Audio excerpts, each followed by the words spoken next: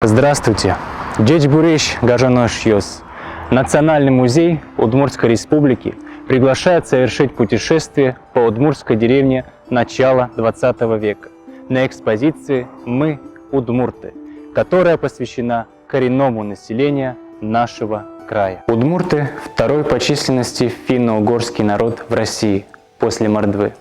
К дальним родственникам удмуртов относятся венгры, финны, эстонцы, ханты и манси. Первое русское летописное сообщение об удмуртах относится к концу XIV века. Путешественники, побывавшие у удмуртов, отмечают их гостеприимство и радушие. Удмуртские поселения располагались в основном около рек.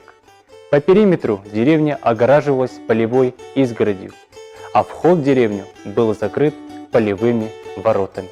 На околице деревни между двух высоких сосен на туго натянутых веревках, свитых из конского волоса, подвешивали звонкие еловые бруски и били по ним билом. Это тангыра, приспособление для сообщения между деревнями и ударный музыкальный инструмент. В настоящее время удмурты исповедуют православие.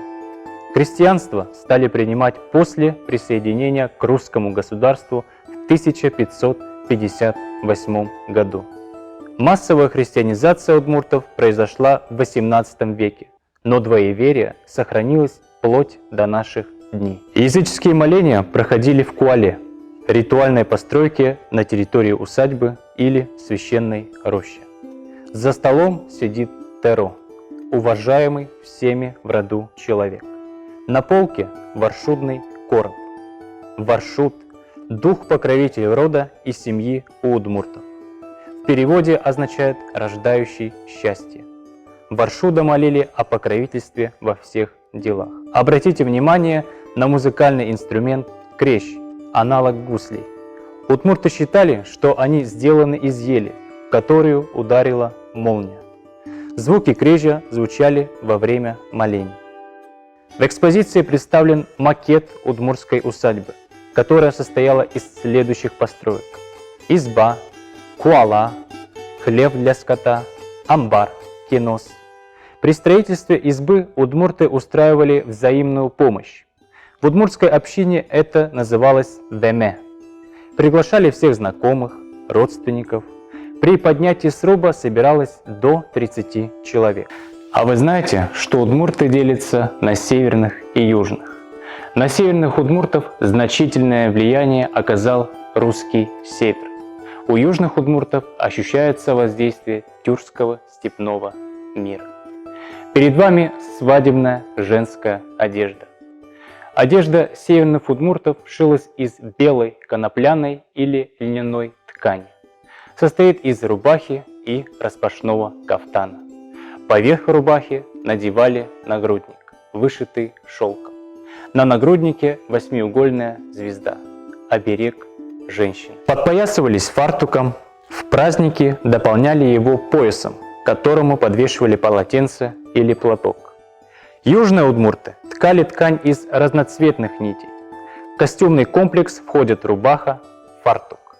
Интересный элемент костюма – кафтан с длинными ложными рукавами. А теперь заглянем на удмуртскую свадьбу. В доме жениха на невесту надевали женский головной убор, головное полотенце, налобную повязку. Затем айшон. Основа головного убора была изготовлена из бересты и обшита льняной тканью. Лобная часть украшена серебряными монетами. Поверх айшона – щулык, головное покрывало, с бахромой по краю, по четырем углам которого вышито символическое древо жизни, символ продолжения рода. В доме жениха развешивали на показ приданое невесты: ковры, полотенца с узорными концами, покрывала, скатерти, рубаху, подарок невесты жениху.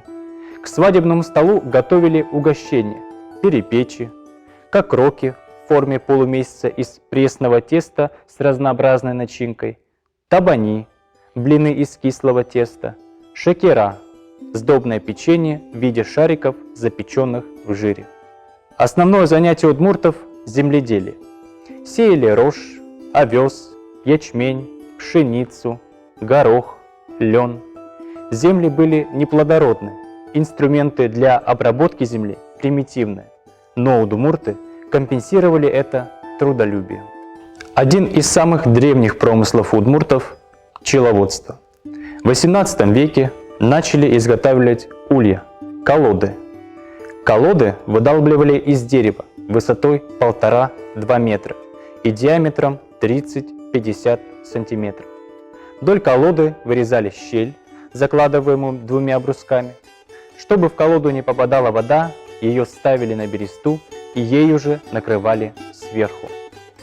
На колоде череп лошади, который являлся знаком магической защиты. Удмурты говорили: «Трудится, как пчела». Знания и секреты пчеловодства редко передавались посторонним людям. Охота для удмурта играла важную роль. Дичь, пушнина шла не только для домашнего потребления, но и на продажу. Обратите внимание на ловушки на птиц, которыми жители края активно пользовались. Ловушка на тетерева представляет собой перевернутый конус из вбитых в землю кольев. При охоте на волка использовали клетку. При строительстве в землю вбивали колья высотой до 140 сантиметров. Внутри колья вбивали в виде лабиринта. С XIX века начали использовать железные капканы, а также огнестрельное оружие. Рыбу ловили для потребностей семьи. На реках Кама, Вятка, Чепца встречались ценные породы рыб – осетр, белуга, стерлядь. Большинство рыболовных снастей удмуртов были самодельными. Сеть, бот, длинный шест с железным наконечником, морда. Для плетения морды обычно использовали прутья красной ивы, предварительно вымачивая их в горячей воде для придания гибкости. В селениях, расположенных у берегов рек, лодка могла быть в каждом хозяйстве. Изготовить такую лодку непросто, и чтобы управлять ею, требовался определенный навык. Когда и кем была создана письменность на удмуртском языке? Как воспитывали и обучали детей? Почему мултанское дело, когда группу удмуртов обвинили в человеческом жертвоприношении языческим богам, стало одним из самых громких судебных процессов в истории дореволюционной России? Все это вы узнаете на экспозиции Национального музея Удмуртской республики. Приглашаем в гости. Гараса этичком теледыс дуно куноос.